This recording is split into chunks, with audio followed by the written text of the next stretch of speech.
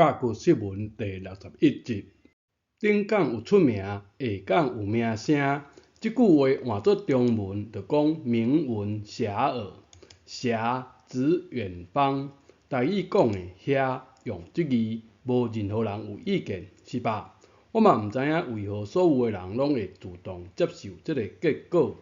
台语讲的遮，指近方的遮，爱写倒一字？毋是即字遮，敢还有别字呢？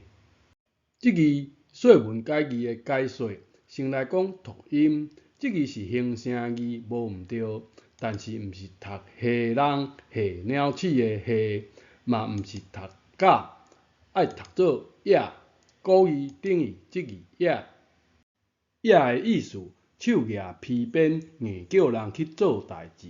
安尼即字的读音就是足也切读音遮。即字形声字的读音安尼来，讲到遮会使接受无？即个形声字的读音足也切读遮，意思是足所利也。足爱解说做止，骹步停止的所在，骹踏的所在啦。有比这搁较近的近方无？无，所以台语近方遮就写即字。远方的遐，大家拢会晓写。这呢，即字啥物意思？讲文讲赢，搁有人讲即个就是即个，爱安尼写才对。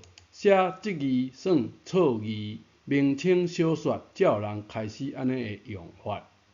即字有走字边，搁有言字边，到底是啥物意思呢？自古以来，毋捌有人交代过。甲骨先生讲互你听，这个言是话互马听的。赶马车的车夫话互马听的。赶马时，驾马儿快跑。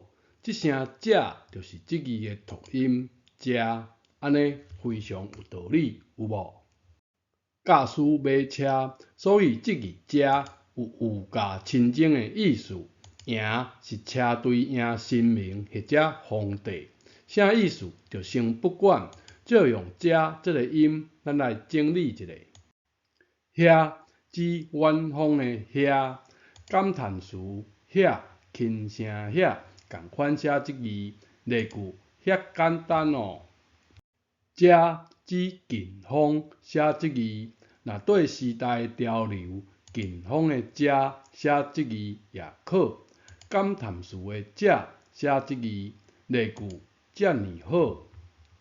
教育部的建议，遮安尼写。这呢，中文讲的这个，台语讲的这，爱写倒一字呢？若对时代潮流，写即字这也可。若要一音一字，有两条线索会使参考。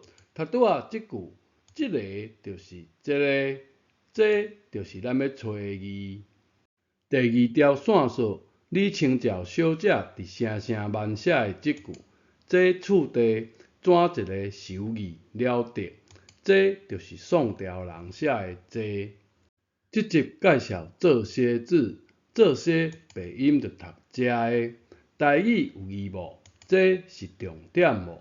会使用安尼的字来写无？欢迎指教。这集讲到遮，感谢你的收看，咱下一集再会。